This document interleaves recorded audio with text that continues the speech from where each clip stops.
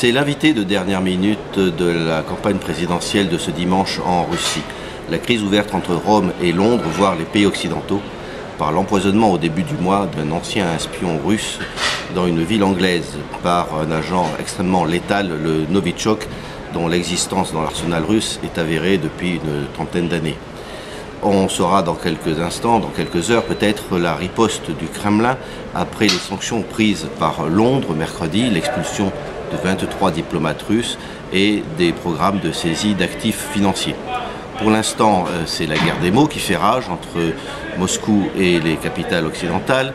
Le Kremlin a jugé inqualifiable et inacceptable la mise en cause de Poutine par Londres personnellement. L'OTAN a fait bloc hier par un communiqué commun entre Paris, Berlin, Washington et Londres qui considérait que cette attaque était jugée comme une menace contre la sécurité de tous.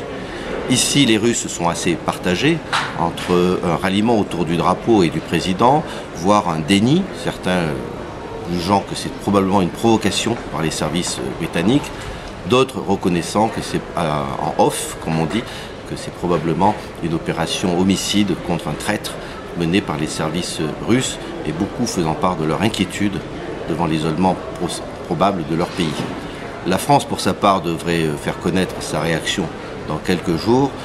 Le président Emmanuel Macron est attendu fin mai à Saint-Pétersbourg, un voyage qui semble remis en question aujourd'hui.